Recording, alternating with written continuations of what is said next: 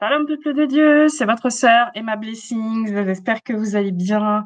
Bienvenue sur la chaîne YouTube Emma Blessings TV. Et si c'est la première fois que vous arrivez sur cette chaîne, je vous encourage à vous abonner et à cliquer sur la clochette de notification afin de ne manquer aucune actualité sur cette chaîne. Et si vous êtes un habitué, chaleureuse bienvenue à vous aussi. C'est un agréable plaisir pour moi de vous retrouver. Je suis dans la joie. Que le Seigneur soit loué, que le Seigneur soit béni pour ce moment. Alors, vous avez sans doute vu la semaine dernière qu'on a abordé les pièges à éviter durant le célibat et on a vu ensemble 4 pièges qu'il fallait éviter. On va continuer cette semaine. On en était resté sur les plateformes de rencontres, où me suis pas mal étendue aussi sur ce point, en expliquant qu'il faut faire très attention, soyez très vigilants, pas d'envoi d'argent, surtout à des personnes que vous n'avez jamais vues. Attention aussi avec les envois de nudes, etc. C'est vrai qu'il y a vraiment à boire et à manger sur ces plateformes, mais quand même beaucoup de personnes qui sont très intéressées par des relations charnelles uniquement. Donc si vous êtes à la recherche d'une relation sérieuse, soyez très vigilants, soyez très sélectifs et sélectives aussi, lorsque vous entendez des choses qui finalement, ne correspondent pas à ce que vous recherchez. Soyez vigilants parce qu'il y a beaucoup de loups, finalement, qui vont venir, choisir leur proie, peut-être vous dire aussi ce que vous avez envie d'entendre juste pour pouvoir vous avoir, mais qui, au fond, n'ont pas d'intention de construire une quelconque relation durable et stable. Donc soyez extrêmement attentifs et extrêmement vigilants à ce qu'on vous dit, aux conversations que vous avez, aux échanges. Et ça, c'est le 5e point, Je parle pas forcément que des plateformes de rencontres uniquement, mais même quand vous êtes vraiment en train de dater la personne, de faire connaissance avec cette personne, il faut faire attention à ne pas prêter attention uniquement à ce que la personne vous dit, Je vous disais la semaine passée que c'est important, d'être attentif à ce que la personne vous dit, mais pas que. Ce qui est encore plus important que les paroles, finalement, c'est les actes. Parce qu'une personne, elle peut vous dire que, elle vous aime, mais les actes ne démontrent pas forcément cet amour. Donc soyez attentifs aux actes et pas seulement aux paroles, parce que c'est facile de dire, «Oui, je vais t'acheter une, villa à Saint-Tropez». Je donne un exemple, personne ne m'a jamais dit ça, mais au final, si tu n'achètes pas cette villa à Saint-Tropez, ben, tes actes ne concordent pas avec tes paroles. Donc c'est pas juste dire, dire, dire: «Je t'aime, je fais ci, je fais ça», c'est il faut le faire vraiment. Il faut que la personne puisse faire. Donc soyez plus attachés aux actes de la personne qui prouve vraiment ses intentions qu'à ses paroles. Parce que moi, on me l'a fait plusieurs fois: «Je vais t'emmener en vacances, je vais te faire ceci» et puis finalement, concrètement après, dans les actes, il y a jamais rien qui a suivi. Donc, faut pas vous laisser éblouir par ce qu'un homme, une femme vous dit, mais au final, ce qui compte, c'est ses véritables actes. Quand la personne vous rencontre pour la première fois, qu'est-ce qu'elle vous dit? Quand la personne vous rencontre pour la première fois, où est-ce qu'elle vous emmène, en fait? Quels sont ses sujets de conversation? Est-ce que la personne, elle est focalisée uniquement sur votre physique, sur votre apparence?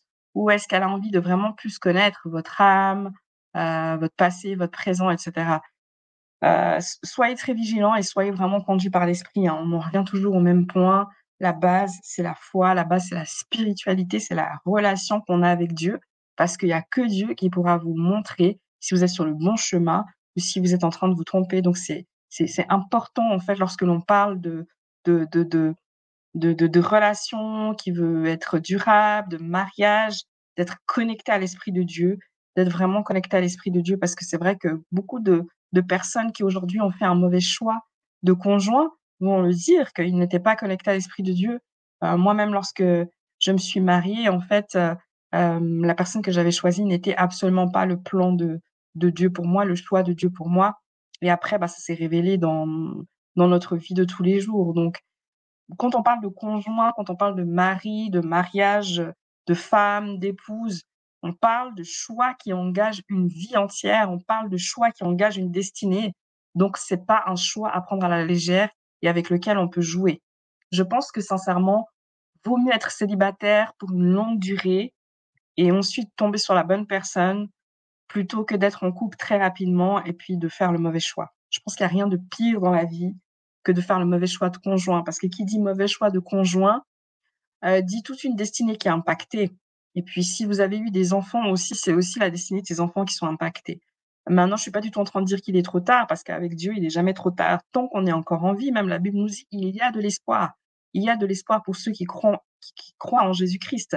Donc il faut pas avoir, peur, il faut pas du tout sombrer dans la panique et dans le désespoir, parce qu'il y a vraiment de l'espoir pour ceux qui croient en Jésus-Christ, mais il faut maintenant rectifier le tir, se repentir devant Dieu, demander sa volonté, demander d'être guéri de ses blessures, de tous ces traumas du passé et aller de l'avant, mais aller de l'avant avec Dieu cette fois. Il faut vraiment que Dieu accompagne nos choix, accompagne nos décisions, accompagne toutes nos relations et ça, c'est valable pour les amitiés, c'est valable pour tous les types de relations, hein, familiales, professionnelles et cetera. Il faut vraiment que Dieu soit celui qui conduit. Donc, prêtez vraiment très, très attention aux actes. J'ai fait un short qui a fait rire beaucoup de personnes, hein. J'ai fait un short où j'ai pris un accent, puis je disais, «Oui, si tu peux pas m'aimer comme Christ a aimé l'Église, ça sert à rien de me dire je t'aime». C'était une manière caricaturale de démontrer une chose qui est vraie et d'ailleurs, ça m'a fait rire parce que c'est, le short sur lequel j'ai fait le plus de vues, hein, à présent. C'est-à-dire que ça, c'est un critère pour moi qui est important à regarder. C'est est-ce que la personne, elle t'aime vraiment? Et puis aimer vraiment, c'est pas juste dire à la personne dans les yeux: «Je t'aime». C'est pas ça l'amour. L'amour, c'est les actes qui accompagneront cet amour et quand on lit la Bible, on voit ce que c'est l'amour. L'amour, c'est le fait que Jésus-Christ, il a accepté de mourir à la croix pour que toi et moi, on soit sauvés, pour que toi et moi qui formons finalement l'épouse, nous puissions être enlevés un jour. Hem Dieu, il a tellement aimé le monde qu'il a sacrifié son fils Jésus-Christ. Alors on voit qu'en fait l'amour, dans la Bible s'accompagne toujours d'un sacrifice.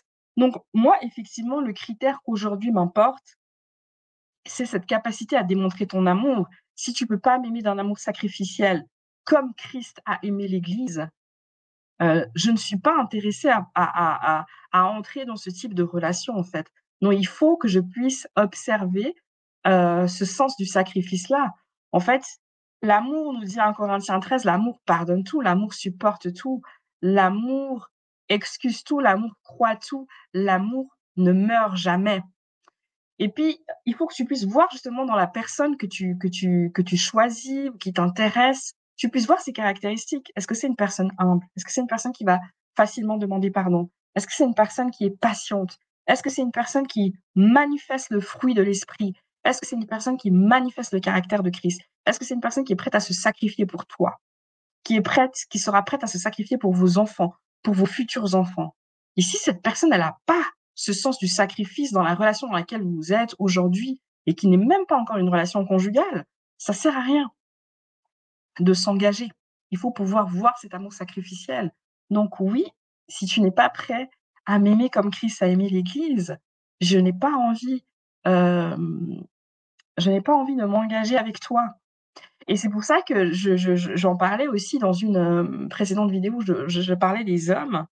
Hem, Si à l'époque où j'ai fait cette vidéo, j'avais vraiment beaucoup d'interrogations et puis je me disais: «Voilà, les couples interreligieux, je ne sais pas si ça peut fonctionner, si ça peut pas fonctionner». Dans mon cas, en tout cas, ça ne peut pas fonctionner.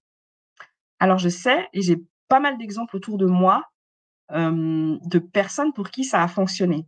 Mais après, il faut voir que dans la vie aussi, il y a plusieurs catégories de chrétiens. Il y a les chrétiens qui sont juste peut-être des chrétiens du dimanche et il y a les chrétiens qui sont des serviteurs. Il y a les chrétiens qui sont des serviteurs qui sont appelés au ministère et ça, c'est encore une autre catégorie. Et moi, je fais partie de cette catégorie, en fait, des personnes qui sont appelées au ministère, qui sont appelées à service, à être consacrées à Dieu, en fait. Et c'est pas quelque chose que j'ai choisi, c'est Dieu qui m'a choisi, c'est Dieu qui m'a appelée. Et ça, que je le veuille pas, c'est un fait. Alors Dieu ne peut jamais me forcer parce que c'est un gentleman, mais je suis consacrée au ministère et en qualité de servante de Dieu, en fait, aujourd'hui, il m'apparaît comme une évidence que je ne peux pas me mettre, dans une relation, sérieuse et durable avec une personne qui n'a pas les mêmes convictions religieuses que moi. Et lorsque je me suis séparée, j'ai pris beaucoup de temps, hein, avant de pouvoir recommencer une relation. Il fallait déjà aussi guérir de toutes mes blessures et c'est un long processus, hein. Et je pense qu'il y a toujours du travail à faire à ce niveau-là. Mais moi, j'avais 2 grosses blessures, hein. J'avais vraiment cette blessure du rejet, notamment par rapport à l'église, avec énormément de déception. Et c'est vrai que des fois, même si aujourd'hui, il y a vraiment ce processus de restauration qui est en marche, il y avait, voilà, cette amertume qui était là et ce qui fait que dans ce terrain, qui était dans mon cœur, ça a laissé la place à des faux raisonnements de venir entrer et après un certain nombre d'années, je suis tombée sur, un homme que j'ai énormément aimé, mais qui n'était pas chrétien et je me suis mise dans une relation de couple avec cette personne qui était de confession musulmane et ça a été une très bonne personne, notamment par rapport à mes enfants qui l'ont beaucoup aimé, surtout la petite. Mais moi, personnellement, j'avais pas la paix dès le départ en me disant que, bah, voilà, ça pourrait être une relation copain-copine, mais ça pourra jamais être une relation, de mariage et puis au final, ça s'est arrêté. C'était pas ma volonté que ça s'arrête, mais ça s'est arrêté et la conclusion à laquelle je suis arrivée, c'était que ça ne pouvait de toute façon pas marcher, en fait, parce que, les fondements spirituels que nous avions n'étaient pas les mêmes et ayant passé 12 ans, en fait, dans un mariage où la personne, elle était chrétienne, mais finalement dans ses actes de tous les jours, ça se démontrait pas puisque on priait pas ensemble, on n'allait pas à l'église ensemble et cetera. J'avais beaucoup de solitude dans ma foi et puis je me suis dit: «Mais j'ai pas envie de retrouver ça». Parce qu'au final, quand on est avec une personne qui n'a pas la même croyance que nous, c'est beaucoup de solitude. Alors, si la personne ne t'interdit pas de prier, ne t'interdit pas de servir et d'aller à l'église, gloire à Dieu, mais on sait que dans beaucoup de cas, c'est pas comme ça. Dans beaucoup de cas, ça se termine aussi par, forcer l'autre à se convertir et moi, je dois avouer qu'en grande Jean-Baptiste que je suis, moi j'ai un côté très Jeanne la Baptiste, je m'étais aussi lancée dans cette relation en me disant: «Voilà, cette personne est musulmane, je sais que c'est contraire à la parole, mais en fait, je vais la convertir». Donc moi, j'avais vraiment cette vision naïve, tout en sachant que ça se passe pas comme ça et pourtant je le sais bien. Mais comme j'avais pas consulté Dieu avant de commencer, mais que c'était plus, voilà, mes sentiments et ma chair qui m'ont conduit vers cette personne, je m'étais dit: «Ça va aller, je suis une servante de Dieu, de toute façon, Dieu est avec moi, heu je finirai par le convertir, il va venir, avec moi régulièrement à l'église et puis ça va venir». Mais en fait, ça se passe pas comme ça parce que ça aurait pu arriver, tout comme ça aurait pu ne jamais arriver. Une personne qui grandit avec ses croyances, venant d'un foyer X qui a reçu telle éducation, en fait, on n'a aucune garantie que cette personne, un jour, elle va se tourner vers Dieu et c'est super prétentieux, enfin, se convertir au christianisme, c'est super prétentieux, en fait, de penser comme ça parce que c'est comme si tu pensais que c'était toi qui convertissais. Or, l'être humain ne convertit pas. C'est le Saint-Esprit qui convertit les cœurs, c'est celui qui sonde les cœurs et les reins. C'est Dieu, en fait, qui se révèle à la vie de la personne, qui c'est la personne qui rencontre Dieu un jour et qui décide de donner sa vie. En fait, si on prend, par exemple, l'exemple de l'apôtre Paul, qui était païen et qui ensuite s'est converti, en fait, c'est parce qu'il a eu sa rencontre. Donc c'est pas toi, c'est jamais toi en tant qu'être humain qui peut convertir un autre être humain, quel que soit le degré de zèle et d'intimité que tu peux avoir Dieu. Tu peux inspirer une personne à donner sa vie à Dieu, tu peux lui donner la curiosité, de vouloir connaître Jésus-Christ davantage, mais tu peux pas le convertir, en fait. Ça, c'est vraiment une fausse croyance et donc du coup, ben, voilà, je me suis engagée dans dans cette relation et ça a fini comme ça a fini.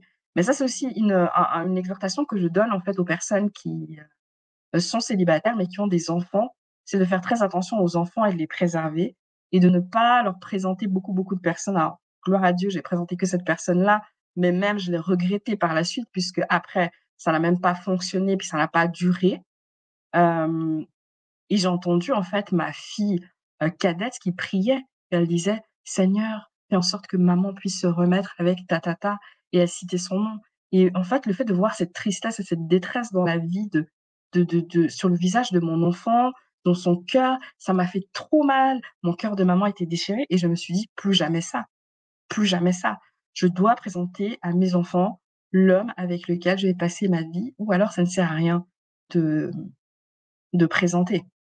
Donc je dois vraiment leur présenter cet homme qui va m'aimer comme Christ a aimé l'Église et l'amour de Christ, c'est pas un amour qui tout d'un coup a décidé de s'arrêter du jour au lendemain pour, heu, des raisons bidons.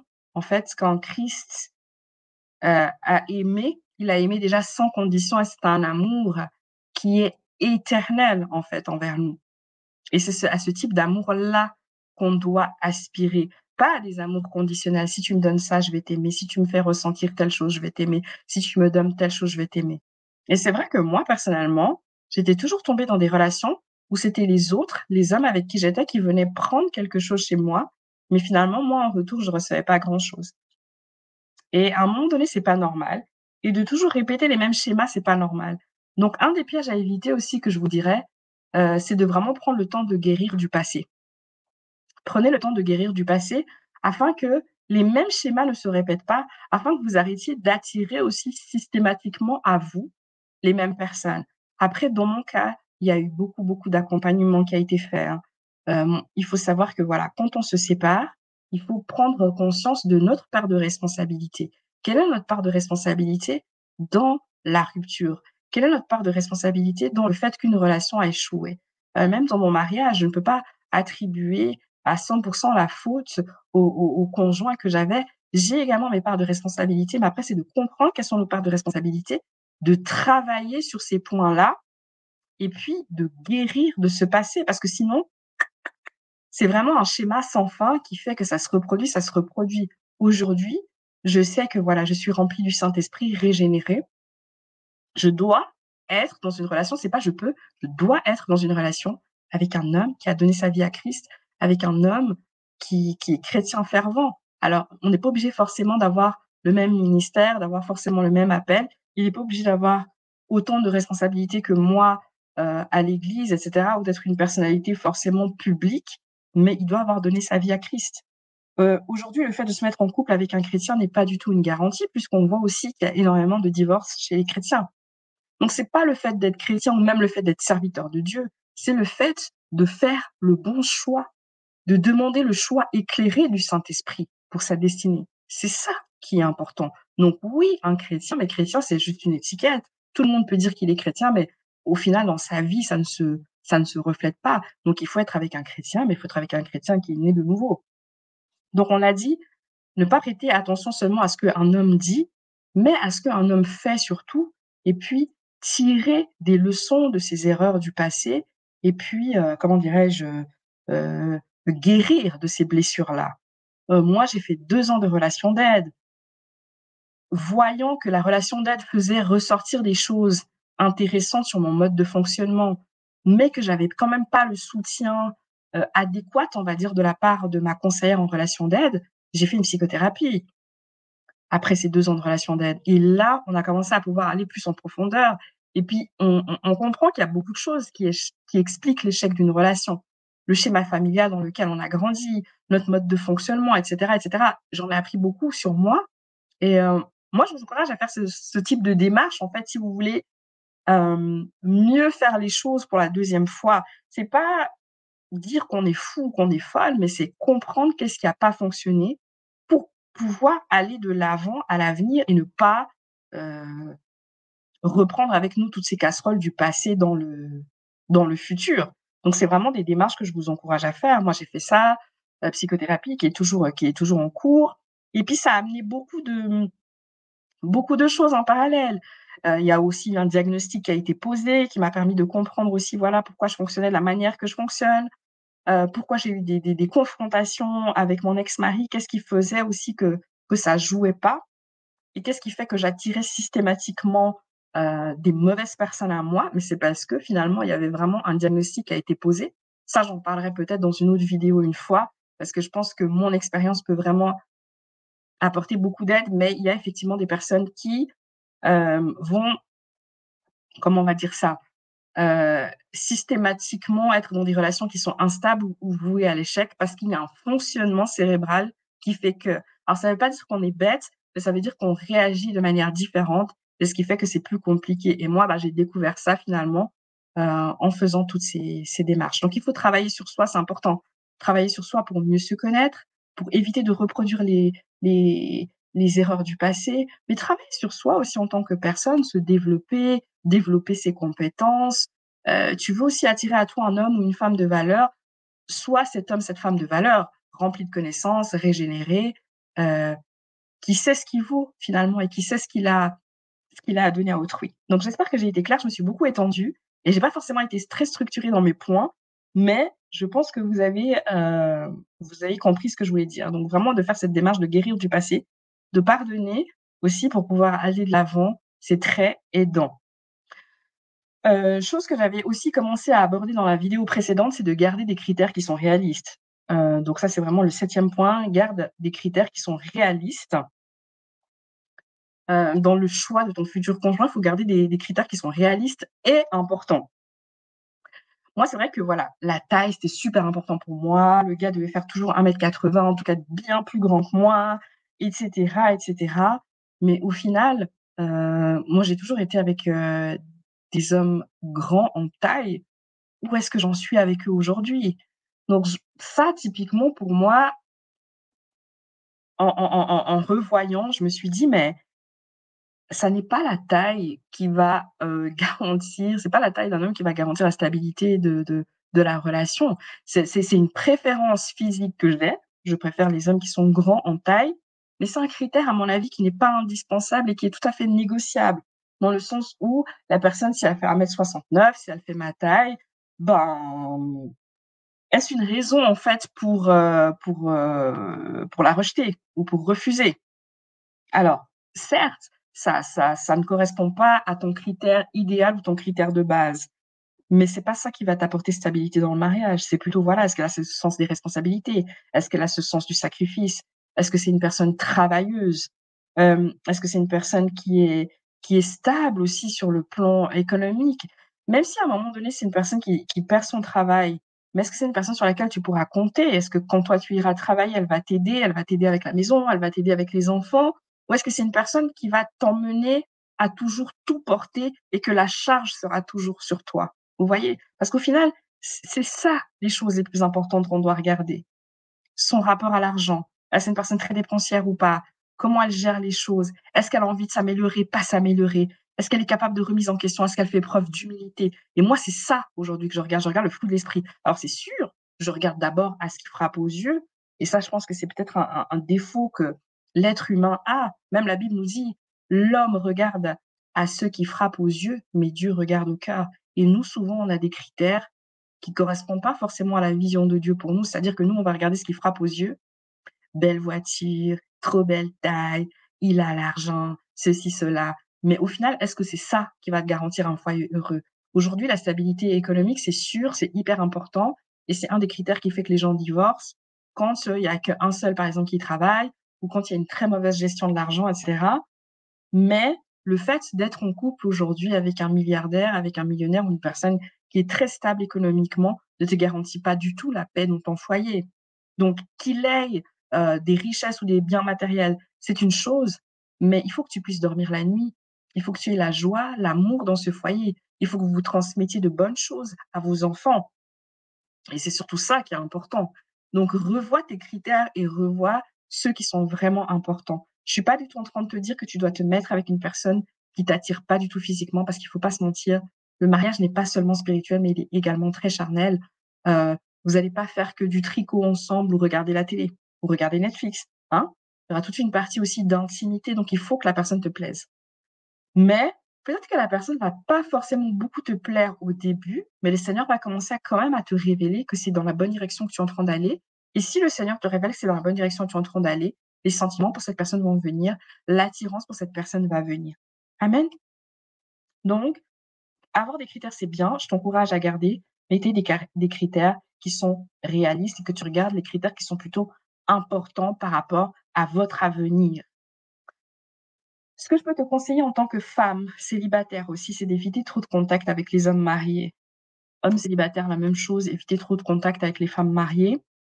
Hem, je vais vraiment plus parler pour les femmes célibataires. Beaucoup d'hommes, ils ont tendance à penser qu'en fait, comme toi, tu es célibataire ou tu es divorcée, tu es seule et cetera, ils peuvent faire un peu ce qu'ils veulent avec toi, parce que tu as pas d'homme dans ta vie, hein. C'est vraiment triste comme, façon de penser, mais moi je l'ai vu, hein. J'ai vu tout d'un coup, certains hommes se permettre des comportements ou des personnes m'appeler en me disant: «Oui, alors j'arrive avec telle personne chez toi, que tu nous fasses ceci, cela». Non, nous ne sommes pas en couple, en fait, je ne te fais déjà pas à manger, ou bien tu as déjà tes engagements ailleurs, en fait, ne viens pas chez moi. ne sois pas dans ma vie, ne te permets pas des familiarités, mais ça, il faut recadrer. Il faut avoir du caractère, il faut être des hommes et des femmes de principe, de valeurs et de caractère. Ça veut pas dire être des gens méchants, des gens prétentieux ou arrogants, mais voilà, chacun doit rester à sa place et moi, c'est vraiment des choses que j'ai bannies. Tu es déjà marié, tu es déjà engagé, tu ne viens pas vers moi, pour une relation quelconque. Du moment que tu es libre, les choses peuvent être revues, mais du moment que tu as un engagement, je ne vais jamais, jamais, jamais sur ce terrain-là, parce que ça finit toujours mal. Tu sais déjà que tu désobéis à Dieu. Tu vas entraîner énormément de souffrance dans le foyer d'autrui, dans la vie de cette pauvre femme qui va se faire tromper, dans la vie de ses enfants aussi, qui n'ont rien demandé à personne et qui sont des innocents. Tu entraînes la destruction de ta propre vie en prenant ce qui appartient à autrui. Donc vraiment, ça, c'est des choses dans lesquelles je ne vais jamais, je ne co-signe jamais. Alors, à moins de ne pas savoir, mais sinon, jamais, jamais, jamais. Et je vous déconseille. Là, c'est vraiment vous mettre du trouble dans votre vie que de vous engager avec une personne qui est mariée. Mais il m'a dit qu'il allait quitter sa femme. Mais en fait, dans la majorité des cas, il ne quittera pas sa femme. Et même s'il quittait sa femme pour toi, en fait, ça n'est pas du tout un honneur.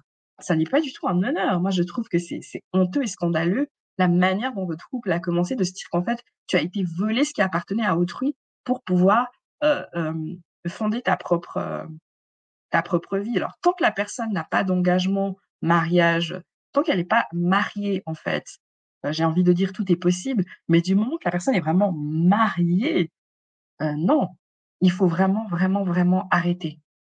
Alors comme j'ai dit, à moins de ne pas savoir, mais du moment dès que tu sais, il faudrait arrêter. Même si la personne t'a dit, même si tu es éperdument amoureuse et ça fait super mal et je peux le comprendre, mais il faut trouver le moyen de se désengager de cette situation qui va entraîner la malédiction dans ta vie.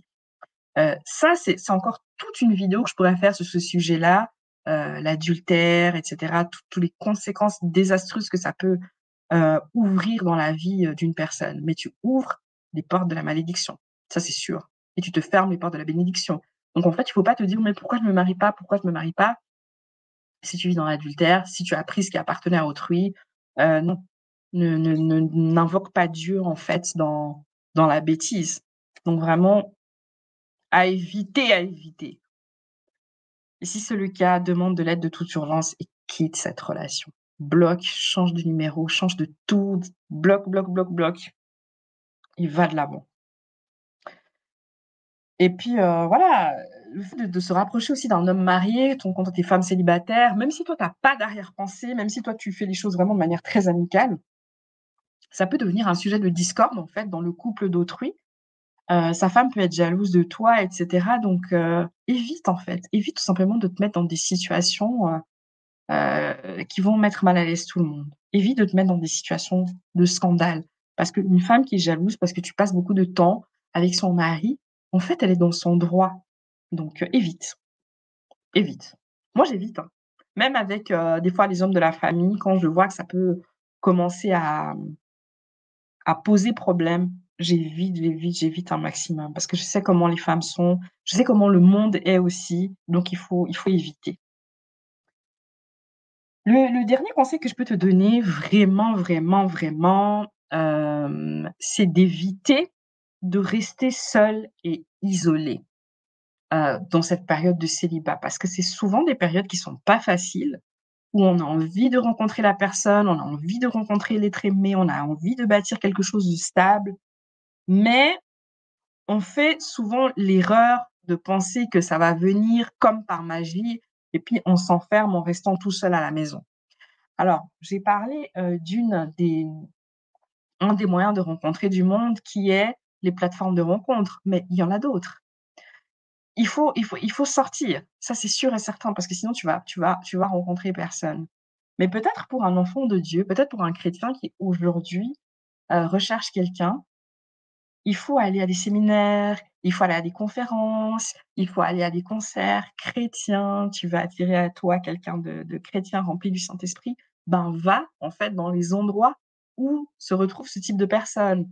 Mais vas-y pas seulement pour rencontrer du monde, vas-y déjà premièrement pour être nourri, pour plaire à Dieu, pour te rapprocher de lui et après, par la même occasion, profite, voilà, d'élargir ton réseau. Mais ça peut être un réseau amical et c'est souvent aussi par des amis qu'on peut après aussi rencontrer des personnes une personne qui va déjà dans ce type d'endroit, qui prend soin de sa santé spirituelle, de sa croissance spirituelle, c'est déjà de bon augure pour la suite, plutôt qu'une personne que tu auras rencontrée en boîte ou sur un site de rencontre. Donc va à ce type d'événement. C'est vraiment en sortant que tu vas rencontrer du monde.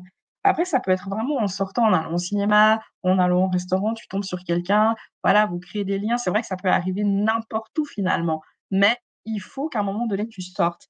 Il faut que tu aies un cercle social quand même.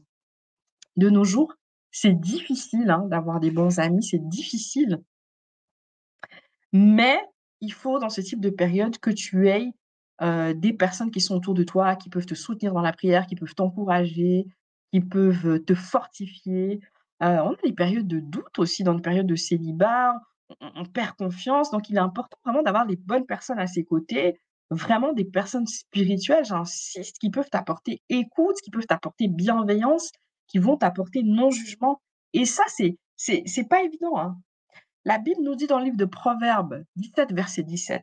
Ça, c'est vraiment un chapitre que je vous conseille enfin, un passage, pardon, de la Bible que je vous conseille de mémoriser, hein. Proverbes 17, verset 17, la Bible nous dit que l'ami aime en tout temps et dans le malheur, il se montre un frère. Alors, déjà, si tu as une personne qui t'aime que dans certaines circonstances, parce que moi, j'ai remarqué ça dans mes relations amicales, je tombais vraiment sur des personnes qui m'aimaient que à certains moments. Et dans les autres moments, pouf, ces personnes disparaissaient. L'ami aime en tout temps et dans le malheur, il se montre un frère. Toi qui es dans cette période peut-être de malheur, peut-être pas, hein, peut-être que le célibat n'est pas vécu comme un malheur pour toi, gloire à Dieu. Il faut que tu aies un ami qui se montre envers toi un frère, qui va pas t'accabler, te juger, te dire mais toi aussi, pourquoi tu es comme ça? Mais qui va vraiment t'encourager, qui va se mettre à ta place, qui va faire preuve d'empathie, qui va prier pour toi, qui va peut-être même jeûner pour toi, qui va te donner des conseils, qui va pas se fatiguer de toi, qui sera là pour toi quand on aura besoin. Le frère, il est là pour toi quand on a besoin. Amen. Tu vois ta relation avec tes frères et sœurs, par exemple, biologiques, l'ami devrait être comme ça. Dans le malheur, il devrait se montrer un frère et il devrait aimer en tout temps. Méfiez-vous de ces hommes qui vous aiment que quand les choses ne vont bien dans vos vies. Moi, j'ai remarqué ça, hein. J'ai remarqué que quand les choses allaient bien dans ma vie, voilà, j'ai des bonnes nouvelles, je fais des fêtes, j'ai l'argent, il y a des personnes qui sont là. Elles m'appellent, elles ceci, on te demande l'argent, nanana. Les personnes, quand il y a ça, elles sont là. Mais quand tu es dans le malheur, toutes ces personnes ne se retirent. C'est très dangereux. À l'inverse aussi, les personnes qui sont là que quand ça va pas bien, qui sont là que dans le malheur, pour te plaindre, ouais, la complainte et tout, c'est très, très, très dangereux. Fais très attention. Quand je me suis, séparée de mon mari, que voilà, j'ai quitté l'église aussi, je me suis retrouvée vraiment dans une situation de détresse, de grande détresse psychologique. J'en parlerai vraiment en long et en large, lorsque j'apporterai mon témoignage dans Sur ta parole. J'ai repris contact avec, une personne de mon passé, heu, que je considérais vraiment, vraiment comme une amie et cette personne, elle m'a beaucoup soutenue, elle m'a beaucoup aidée, elle était beaucoup là pour moi. Dans le malheur, elle s'est montrée, on va dire, une sœur. Mais lorsque j'ai commencé à reprendre ma vie en main, lorsqu'il y a ce processus de restauration de mon âme qui s'est faite, parce que j'ai aussi pris part à une formation de guérison, de restauration à l'église. Voilà, j'ai fait pas mal de formations. Je vous ai dit, j'ai fait la relation d'aide, la psychothérapie. Toutes ces choses m'ont aidée et j'ai toujours eu la foi. Donc le Seigneur a toujours été là, en fait, pour moi depuis, depuis toujours. Donc c'est ça aussi qui m'a vraiment boostée, qui m'a encouragée. Quand j'ai recommencé à reprendre confiance, je me suis rendu compte qu'en fait, quand j'ai changé avec cette personne, hem, essayait de me rendre jalouse de ma vie, de sa vie, pardon. Cette personne essayait de faire en sorte que je l'envie, en fait, au lieu de me valoriser, que cette personne ne me valorisait pas, en fait, qu'elle pointait toujours du doigt, ce qui n'allait pas chez moi et quand j'étais dans un état d'esprit, en fait, déprimant et tout, s'il y avait peut-être des choses que je voyais pas ou j'entendais pas ou c'était normal, où j'avais besoin à ce moment-là d'une personne qui me remonte, mais où je sais pas si c'est quand la personne a senti que j'avais plus besoin, en fait, d'être remontée parce qu'en fait, Dieu m'avait déjà, remontée.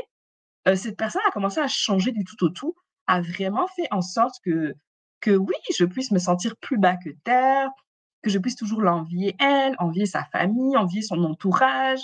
Et ça, c'est super mauvais. Une personne qui marche avec vous, mais qui veut vous faire basculer dans la convoitise, c'est une personne qui est dangereuse pour vous, c'est une personne qui est toxique. Et il faut savoir vivre avec ces personnes. Donc, c'est soit à un moment donné, tu te retires, soit tu changes ta manière d'être avec cette personne. Tu vas pas te confier aussi souvent que tu le faisais avant.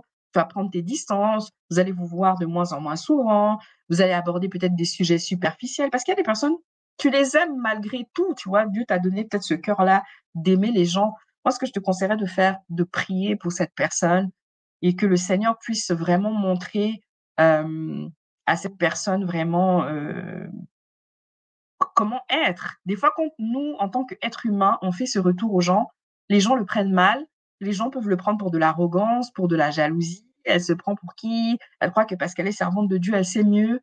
Moi, j'ai appris qu'à un moment donné, avec certaines personnes, surtout celles qui sont pas très, très, très spirituelles, il faut pas trop parler. Il faut plus les mettre dans la prière. Mais attention donc à vos choix d'amis parce que les mauvaises compagnies corrompent les bonnes mœurs. Je parlais avec une maman que j'aime beaucoup, une sœur, et elle me disait, moi aussi, à un moment donné, mon mari, alors ils n'étaient pas séparés, mais ils étaient séparés géographiquement. Donc ils vivaient pas sur les mêmes continents, et ça a été une période qui a duré plusieurs années, qui était difficile, hein. Puis c'était pour des raisons indépendantes de leur volonté, en fait. Son mari, qui était sur un autre continent, ne parvenait pas à la rejoindre, elle qui était ici en Europe. Du coup, ben, pendant cette période aussi où elle était entre guillemets «dans un célibat forcé», elle a eu aussi toutes sortes de personnes qui sont venues à elle. Il faut faire très attention quand on est dans ces périodes-là, aux personnes qu'on attire, parce que les mauvaises compagnies corrompent les bonnes mœurs. Et puis cette dame lui a dit: «Mais tu vas pas l'attendre pendant 107 ans, il faut rencontrer des hommes, il faut sortir, il faut faire cela», et je bénis Dieu qu'elle a pas écouté les conseils de cette femme. Écoutez des personnes qui sont spirituelles. Écoutez des personnes qui prient vraiment, qui ont une sincérité dans leur marche avec Dieu, qui font preuve déjà d'exemplarité. Ayez des bons modèles, ayez des mentors, ayez des vrais amis selon la parole de Dieu. Ayez vraiment des gens qui ont cette relation comme Jonathan et David. Vous voyez, comme Jonathan, il a aimé David. C'est pas qu'il aimait Jonathan a aimé David un ou deux jours, il l'aimait en tout temps. Et donc, du coup, cette dame lui disait, bah, tu vas pas l'attendre pendant 107 ans et tout, machin. Et regarde, tu n'as pas d'argent, tu n'arrives même pas à faire vivre tes enfants, nanana, parce qu'elle était venue avec ses enfants, mais son mari était resté ailleurs. Et en fait, elle apprendra que cette femme qui lui donnait tous ces conseils était dans la prostitution. Et c'est pour ça qu'elle avait autant d'argent, qu'elle avait autant de biens matériels. N'enviez jamais la vie des gens. Même les gens qui essaient de vous faire basculer dans la convoitise en montrant qu'eux, ils ont ça, ils ont un homme, ils ont tout, on ne sait pas d'où leur viennent leurs richesses. On ne sait pas quel pacte ils ont signé avec le diable pour avoir le train de vie qu'ils ont, le statut. N'enviez jamais les gens. Contentez-vous de ce que vous avez et soyez dans la joie par rapport à ce que vous avez. Ne soyez jamais dans l'envie, ne soyez jamais dans la convoitise. Ce sont des choses vraiment qui ne servent à rien. Les mauvaises compagnies corrompent les bonnes mœurs. Et d'ailleurs, cette femme qui était dans la prostitution est d'ailleurs morte aujourd'hui. Donc, où est-ce que mon amie aurait basculé aujourd'hui si elle l'avait suivi? C'est pour ça, tout n'est pas à suivre. Les personnes que vous devez suivre doivent être déjà des personnes qui, de par leur parcours, témoignent une exemplarité. Amen. Soyez très vigilants aux personnes que vous laissez entrer dans votre vie. C'est vrai que ça fonctionne pas. Mettez la personne de côté. Ça, c'est une conversation même que j'avais eue avec ma petite sœur il y a quelque temps. Moi, je suis vraiment tombée, j'ai pas eu de chance dans mes amitiés, parce que je suis vraiment tombée sur beaucoup de gens qui tentaient de prendre de moi ou d'abuser de moi, et je me suis souvent fait avoir parce que voilà, j'ai ce cœur d'aimer les gens, d'avoir cette ouverture, mais j'avais pas forcément beaucoup de discernement. Gloire à Dieu, ce sont vraiment des choses sur lesquelles je travaille aujourd'hui pour éviter ce type de toxicité de relation et fuir quand je vois que ça va pas. Mais il faut pas être avec des gens qui essayent de vous faire basculer dans la convoitise. C'est vraiment inutile. Vanité des vanités, nous dit la parole de Dieu, tout est vanité. Toutes ces choses-là, elles vont passer. La seule chose qui passera pas, c'est la parole de Dieu. La relation stable, ça va venir. Les finances stables, ça va venir. Amen. Hein? Mais prépare ton éternité. Sois vraiment plus focalisé sur ce genre de choses-là. Sois plus focalisé sur le fait de plaire à Dieu plutôt que de plaire aux hommes. Et bref, pour en revenir à cette amie, j'ai remarqué que chaque fois que je faisais quelque chose de bien, elle ne le mettait pas en avant. Si je faisais des vidéos, même tous les gens, même des gens même moins proches, valorisait, il disait: «C'est bien ce que tu as fait», mais cette personne ne ne ne n'exprimait jamais son comment on va dire ça? Hem, Elle n'exprimait jamais, le fait que voilà, j'ai aussi des domaines dans lesquels je réussis, mais plutôt voilà, elle va exprimer les domaines dans lesquels j'échoue, la naïveté, ceci, cela et ça, c'est vraiment dangereux. Une personne qui t'aime vraiment doit être une personne qui est capable de te valoriser aussi et pas juste de se valoriser elle ou de se mettre en avant, mais de te valoriser aussi. Alors, elle doit pas le faire tout le temps parce que quand tu fais les choses mal, elle doit pouvoir te le dire, mais pas te faire sentir mal en te comparant aux autres ou en ne pointant du doigt que tes faiblesses et puis ne pas valoriser. Quand j'avais des événements importants ou j'avais même, des choses que j'organisais, que j'invitais cette personne ne venait jamais. Donc c'est pas ça un vrai ami. L'ami aime en tout temps. Par contre, dès que je vais mal, cette personne, elle est présente. That's not the friendship. Ça, c'est pas la vraie amitié dans le sens biblique. Donc faites attention. Est-ce que les personnes sont là seulement quand tout va bien? Très dangereux. Est-ce que les personnes sont aussi là quand seulement tout va mal? Très dangereux aussi. Et dernière des choses sur laquelle invite vraiment le Saint-Esprit dans tes relations. Attention peut-être aussi aux personnes qui sont mariées et qui se sont bien mariées. Pourquoi? Pas tous, hein, mais des fois, les personnes qui se sont bien mariées et qui sont bien dans leur couple, elles oublient en fait qu'à un moment donné, elles aussi, elles étaient célibataires et elles auront des fois des remarques qui peuvent être blessantes. Elles auront des remarques qui peuvent être jugeantes, offensantes envers toi. Donc pour préserver ton cœur, fais juste attention, sache vraiment trier ce qui est bien, de ce qui est mal, ce qui est vrai, de ce qui est faux. Ne te laisse définir par personne. N'écoute les conseils de personne, si ce n'est du Saint-Esprit d'abord, qui ensuite, lui, va t'orienter vers les bonnes personnes. J'ai parlé avec une personne mariée il y a quelques mois et ça m'a fait rire parce qu'en fait, je me suis dit, mais cette personne, elle a totalisé même moins d'années de mariage que moi. Euh, Quand elle avait besoin de se marier, j'ai énormément prié pour elle et j'avais vraiment à cœur qu'elle se marie, qu'elle soit bien. Aujourd'hui, moi, je me retrouve dans une situation où certes, je n'ai plus de mari, mais cette personne, en fait, me prend de haut. J'étais un peu triste, mais en même temps, après, c'est des choses, ça doit te faire rire et pour te dire que voilà, l'être humain, il est tel qu'il est. La Bible nous dit: «Maudit soit l'homme qui se confie en l'homme». Amen.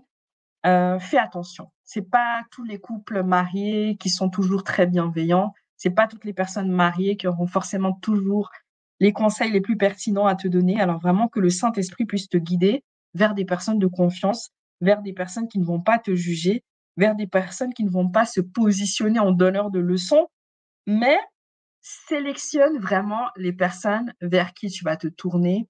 Oriente-toi vraiment vers des personnes bienveillantes et non jugeantes. Que le Seigneur te bénisse abondamment. J'espère que vous avez apprécié, cette série sur les pièges à éviter durant le célibat. Il y a plein d'autres pièges à éviter durant le célibat que j'ai pas forcément abordés, mais voilà ce que le Saint-Esprit m'avait mis à cœur. Si le Saint-Esprit me met à cœur encore d'autres points, je n'hésiterai pas à faire des vidéos. De votre côté, mettez des commentaires également, partagez la vidéo autour de vous. Dites-moi ce que vous en avez pensé et dites-moi quels autres sujets vous aimeriez voir sur cette plateforme. Mais ne restez pas juste là à me dire: «Oui, Emma, c'était bien» en message privé. Mettez vos commentaires sur YouTube.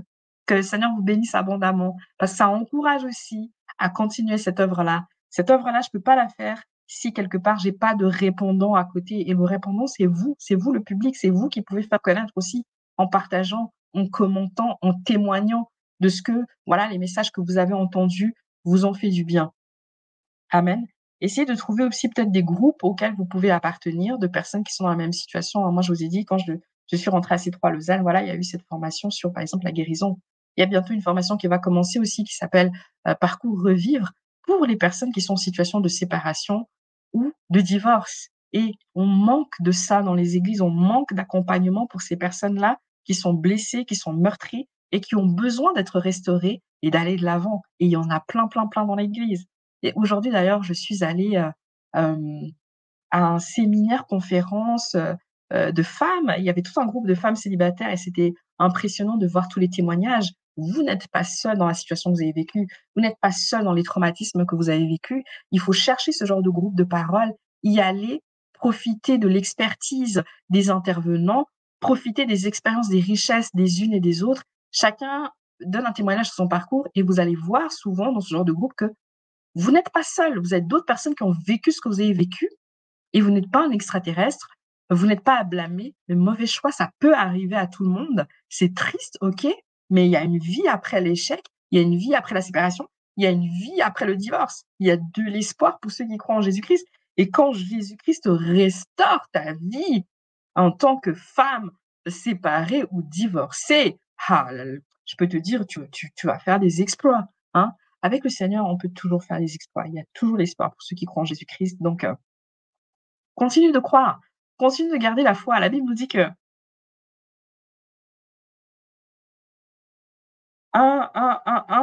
un chien vivant vaut mieux qu'un lion mort. Tu n'es pas encore mort. OK, ta situation, elle craint. OK, ta situation, elle pue. Mais c'est pas encore la fin. Tu peux encore te relever. Tu peux encore redevenir même ce lion-là, même si tu es chien maintenant. Il faut toujours garder cette espérance. Ne sois pas impacté par, les jugements des gens, non, par les situations. Garde foi en Dieu, reste stable, enraciné dans ta foi en Christ et laisse Dieu te guider vers les bonnes personnes, vers les bonnes situations. Amen. Trouve ces groupes de parole, intègre des églises dans lesquelles il y a des enseignements par rapport à ce type de situation-là. La Bible nous dit que le fer aiguise le fer et tu vas pas t'aiguiser toute seule. Tu vas t'aiguiser au contact aussi de personnes qui sont passées par là et qui ont pu dépasser ce stade et qui sont restaurées et qui peuvent te montrer que oui, il existe une vie, que le Seigneur est capable d'agir dans la vie de ceux qui ont fait ça. Alors, crois au Seigneur, mais crois aussi en toi. Que le Seigneur te bénisse. À très bientôt. Restez connectés sur la chaîne Emma Blessings TV. On se revoit mardi à 21h avec le pasteur Serge Ndala. On va parler des femmes célibataires dans l'église et je peux vous dire que ça va bouger, ça va déménager. C'est un orateur exceptionnel. C'est un homme de foi, un homme d'onction, un homme de prière. Vous ne voulez pas rater ça. Soyez connectés à 21h précise heure de Suisse sur YouTube, la chaîne Emma Blessings TV. Partagez autour de vous. Posez vos questions à l'homme de Dieu et que le Seigneur vraiment vous bénisse abondamment. Bonne soirée, bye bye.